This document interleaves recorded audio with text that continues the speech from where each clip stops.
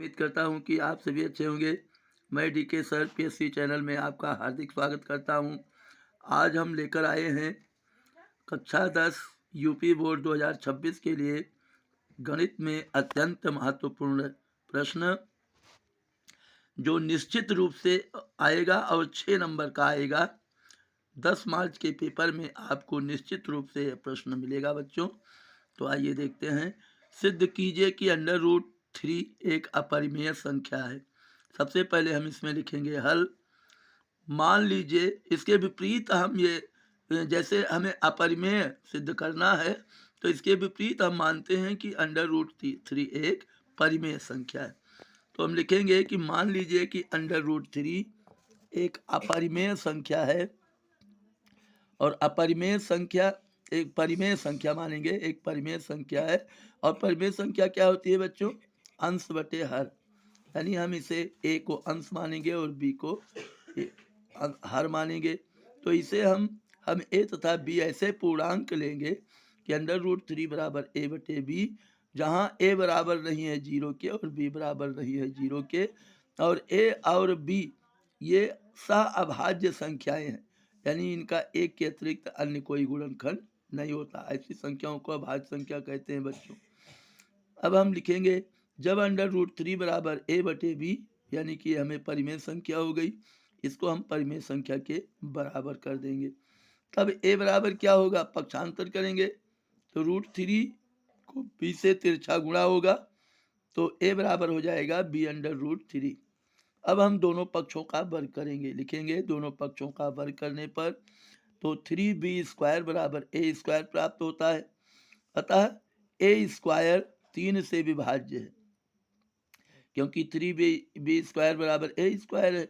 जब b² 3 से विभाज्य है तो a² 3 से विभाज्य है, तब 3 a को भी विभाजित करेगा। अतः हम a को एक तीसरी संख्या 3c के रूप में ले लेंगे। a बराबर 3c लिख सकते हैं, जहाँ c क्या है? एक पूर्णांक है। अब a को इस मान के लिए हम मान लेंगे 3b² बराबर a², क्योंकि a बराबर हमने क्या माना है?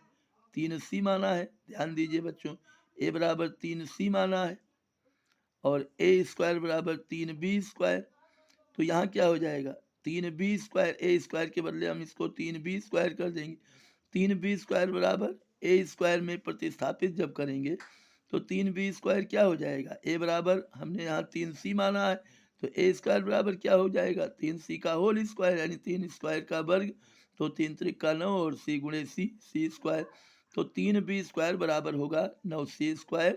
या हम इसको कर सकते हैं, दोनों पक्षों को 3 से भाग दे देंगे तो b² बराबर हो जाएगा 3c²। इसका अर्थ ये हुआ, यह है कि b² 3 से विभाजित हो जाता है, इसलिए b भी उससे विभाजित होगा। अतः a और b में कम से कम एक उभयनिष्ठ गुणनखंड 3 है, क्योंकि हमने 3 से भाग कर दिया तो ये विभाजित हो गया। इसका मतलब क्या हुआ कि a और b में कम से कम 3 अंक जो है ये गुणनखंड है।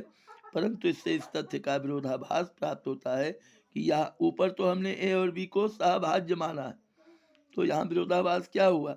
यहाँ हमने दिखाया है कि 3 इसका एक गुणनखंड है, लेकिन ऊपर हमने क्या दिखाया है कि a और b सहअभाज्य है। इसलिए यह विरोधाभास हमारी कल्पना की कमी के कारण हुआ है।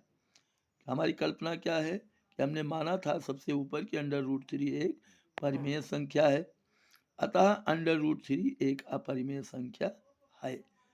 ये सिद्ध हुआ।